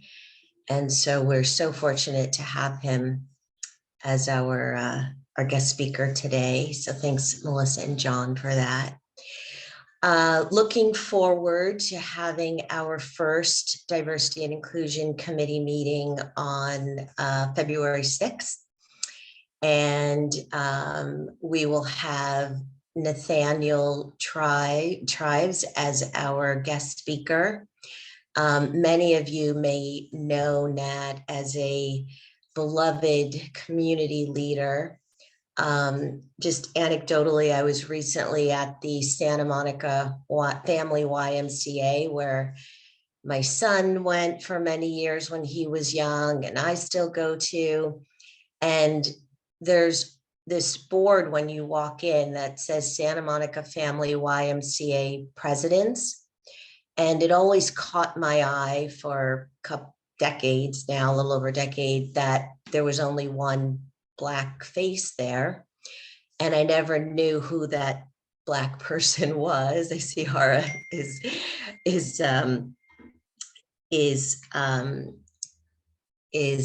nodding. And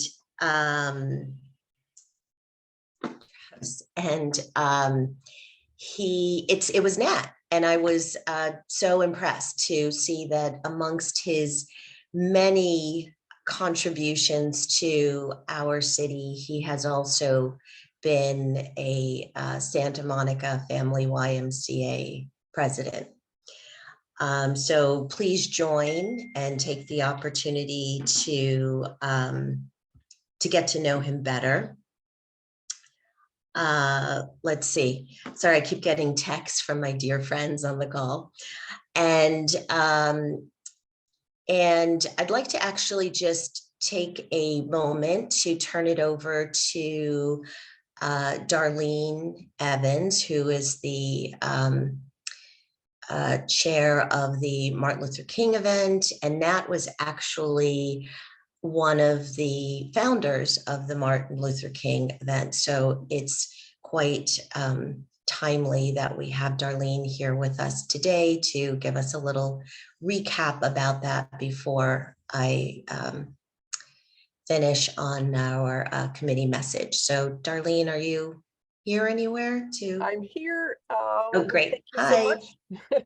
Hi, Yes, and you everybody. corrected me on the pronunciation of his last name, so please continue. Thank you. Okay. Hi, everybody. I wanted to just thank everybody for coming out, for those who were able to make it to our 38th annual celebration of the Reverend Dr. Martin Luther King. John and Dan and Raina and Rick. So I really appreciated him being there with his staff. It was, we enjoyed it greatly. It was the first in-person event we had been in 3 years. And so it was quite a challenge to go back to being in person, but we really were appreciative of the speakers and the entertainment we were able to provide. And if you didn't get a chance to see it, please check our website, which is mlkjuniorwestside.org. That has the video of the event will be there for a while. But from everybody's remarks that I've received, said it was a wonderful event, maybe one of the better ones. And we had an awesome speaker, Dr. Benjamin J. Chavis Jr., who just so positive and could talk. I could listen to him for hours because he just has so many wonderful, interesting things to say. And he's had a very interesting history too. So I'm very glad that the Dem Club sponsored and participated. And we hope to continue the relationship in the future. So thank you, Raina. Yeah, thank you so much, Darlene. It was a phenomenal event. I was watching some of the stage performances and I just got chills, and we're so grateful as a Dem Club to have been able to be there and participate. So thank you very much for having us, and we look forward to that for next year for sure.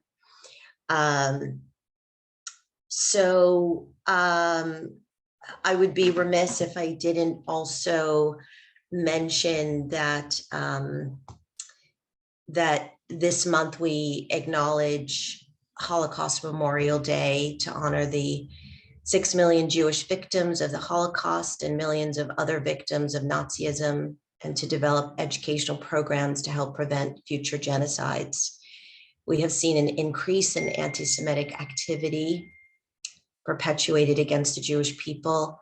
It's imperative that each of us makes an effort to deter this abominable hate.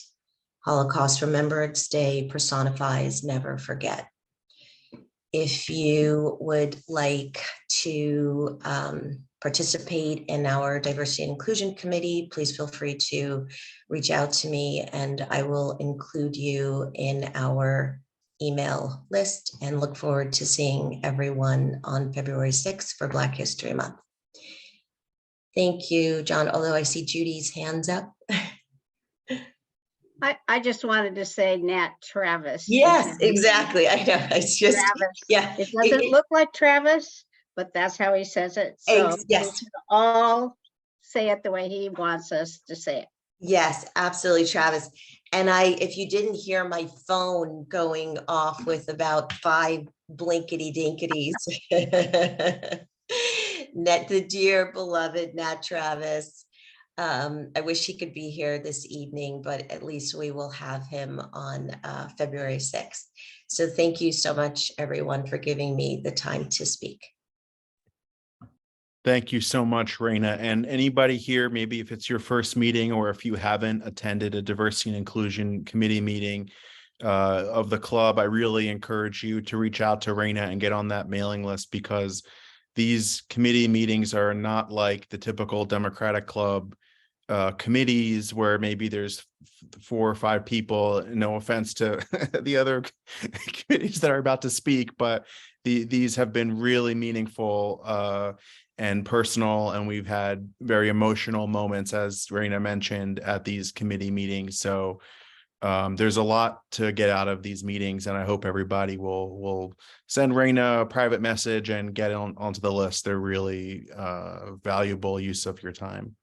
With that said, another very important committee, they're all very important, of course, but we're going to go to Isabel's story to hear about the legislative committee. Okay, thanks, John. Let's see, I'm just going to put my, name, and I think it's going to come up their email address. So yeah, great to see everybody here.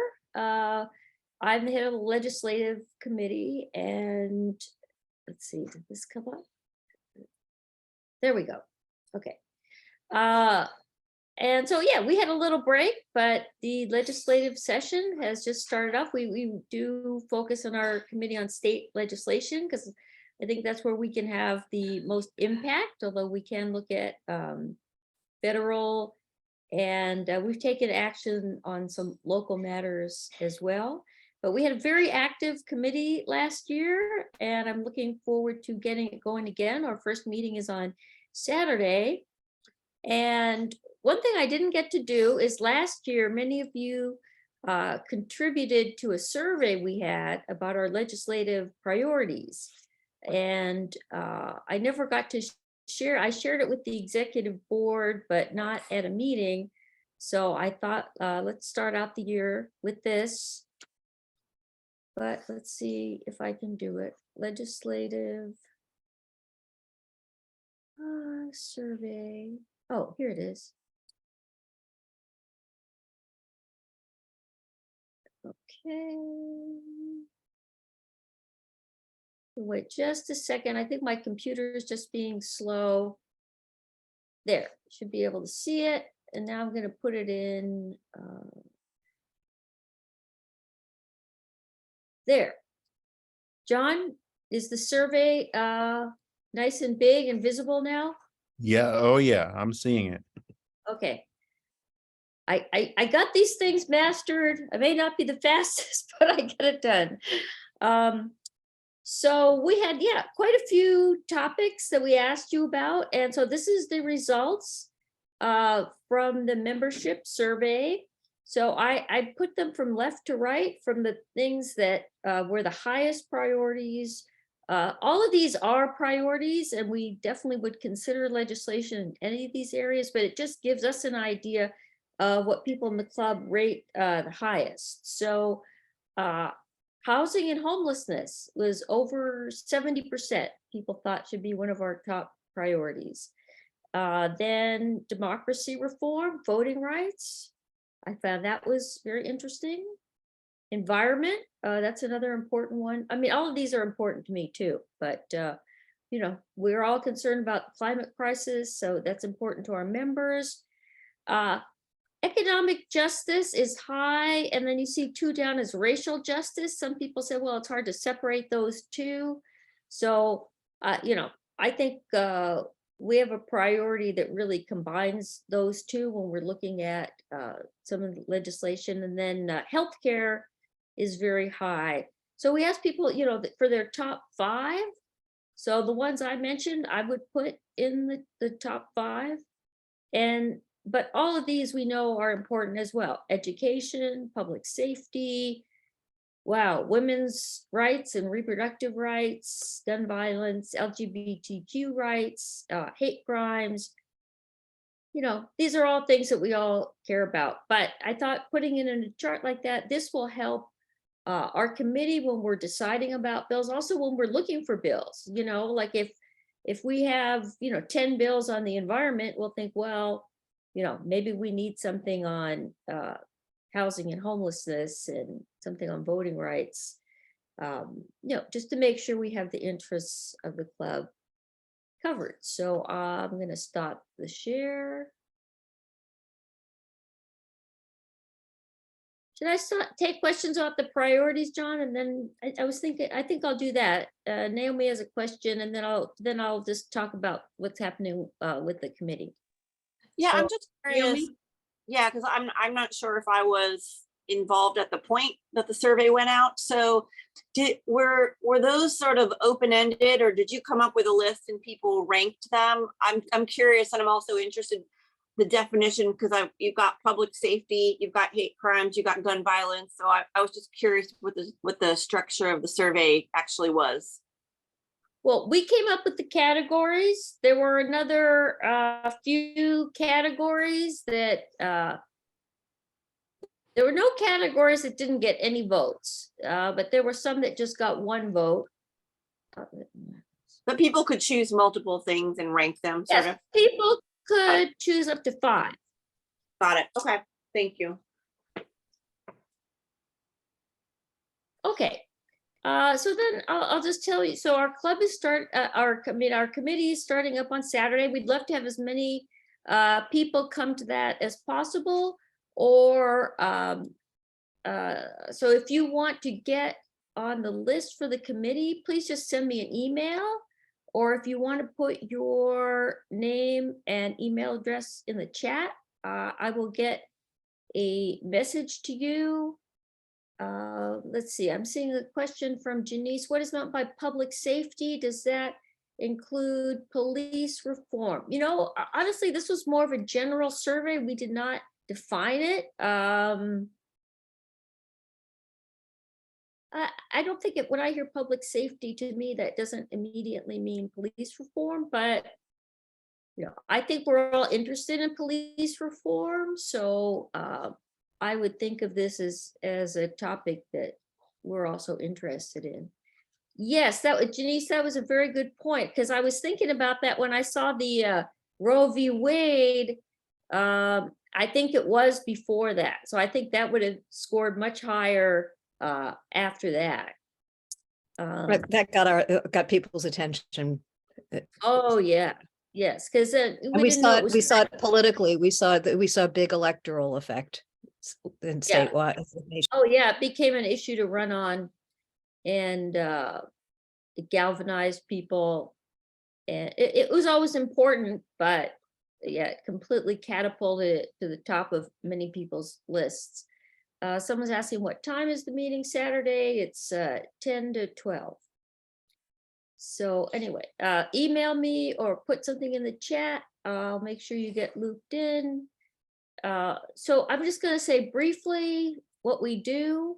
The first meeting is going to be to go over just the legislative process. So the legislature just reconvened January 4th. They have till February 17th to submit their bill. So I bet, you know, Rick's office is very busy getting ready to meet that deadline.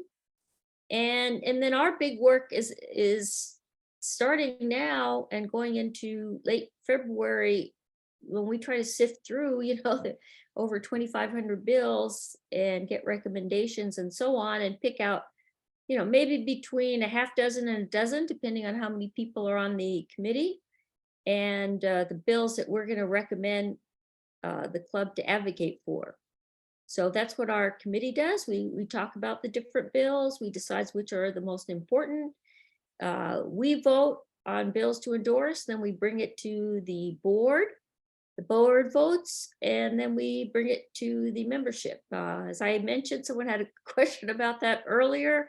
The timeline last year, you know, was a new committee, and we didn't get through the full process for most of our bills. We just advocated for bills based on the board, but you know, we definitely, our goal is to do it based on the membership. So we're planning on streamlining our process and getting it to a full vote in the membership. So anyway, if you want to help pick these bills and help move this along, and then the meeting is on Zoom. Someone just asked. It's still an online meeting. You know, and then once we advocate for bills, we follow it all the way through the legislative process. So the bills go through various committees, then they go to on the state level, they go to the assembly or the Senate, And then ultimately, they make it to the governor's desk. Well, we follow the bills all the way through. We write to the committees, the full house. And if needed, we even lobby the governor, if there's any question about whether he's going to sign one of our bills.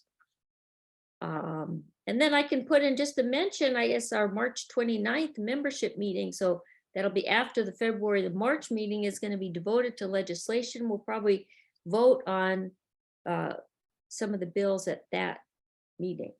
But anyway, we'd love to have you join the committee. Let me know, get involved. Thanks, Isabel. And that's actually a good point where we're talking about people needed to join as members. So March 29th will be the legislative meeting. We're going to bring all the bills that this committee decides on to the membership at that meeting. And so if you're not a 2023 member and you weren't a member in 2022, you're going to want to sign up no later than February 28th to make sure you're a member in good standing, so you can vote, first of all, for our board election, and second of all, for these legislative priorities. Okay, so thank you, Isabel. And now, last but not least, we're going to go to our VP of Programs, Melissa Goodman. Excellent. Thanks, John. And first, I just want to say thank you, everyone who's still on and with us. I promise not to be very long, but I beg you to hold on for 2 more minutes. But thanks for staying with us this whole meeting. So I, as VP of Programs, one of my tasks for the year, which is exciting, but frankly, a little bit daunting for me, given my own personal skills, is that I'm going to be working on figuring out basically how we as a club can pull off really great, safe, real, meaningful hybrid meetings, and to explore how to go about that later in the year, and to give people the opportunity to participate in these meetings in person, but also meaningfully on Zoom, and to make sure everybody's kind of user experience is fantastic. Now, I am going to host a meeting in February. I do not have a date yet, because mostly I want to see who's interested in having this conversation with me first, and then I will find a date that works for everyone. But I would like to schedule a meeting here. I'm going to actually drop something in the chat where I'm hoping that some people in this room, and maybe we could follow up in one of the follow-up emails to the membership about this too, John. If anyone is interested in joining that planning, thinking, and discussion with me, it would be amazing. I need help in figuring out, where are the right kind of spaces to do that? Where can we do it where we have the right tech to really make it, meaningful? Because we need a particular kind of tech, good solid Wi-Fi, spaces for multiple cameras. How do we do it? Where do we do it? Somewhere that's affordable, somewhere that's open, like at night when we need things. I was kind of hoping SMC might be an answer, but we'll talk about that in the committee for sure, if there are particular spaces there, or whether they could be open to us. And I really just need your help. So I would really like your help. And I think if I could have more help, we could figure this out faster and maybe get to more possibilities for in-person engagement for those who want it, because a lot of people have asked for that. So please, I've dropped my email in the chat. You can write to me, or you can, as John said, reply to any of the Dem Club emails that you've gotten and just say, I want to be on the programs committee, or I want to participate in this hybrid meeting, and we will figure it out. So thank you in advance. Oh, yes. And also, I'm sorry, anyone who wants to share, even if you don't want to join the committee, if you've, as Anastasia's chat reminded me, if you've had a particular experience in a place or where you're like, I went to a hybrid meeting and it went so well, it wasn't a mess, it was like really good. I would actually really like to learn from your experience about what made it good, so that we can copy and not reinvent the wheel. So thank you. You could tell me that without joining the committee, but I hope some people join the committee. Thanks very much. Thank you so much, Melissa, and everybody. That's all for this month. Remember, our Rent Control 101 meeting is on February 22nd. We hope to see you there, or maybe we'll see you in just a few minutes at St. Monica's Church for the homeless count. And tonight we adjourn to the class.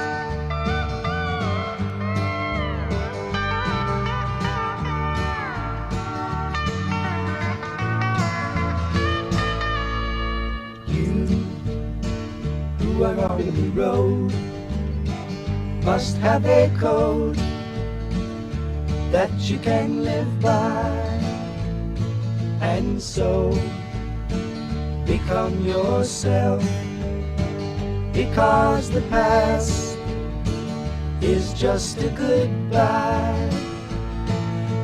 Teach your children well, their father's hell did slowly go by, and feed them on your dreams, the one they picked, the one you know by. Don't you ever ask them why, if they told you you would cry, so just look at them and sigh, and know they love you.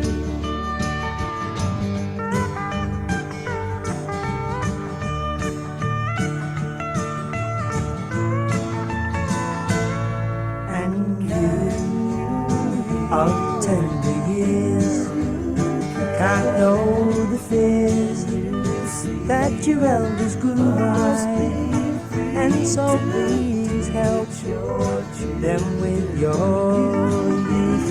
They see the truth before they can die. Teach your parents well, their children's hell will slowly go by, and feed them on your dreams, the one they picked, the one you know by. Don't you ever ask them why, if they told you you would cry, so just look at them and sigh.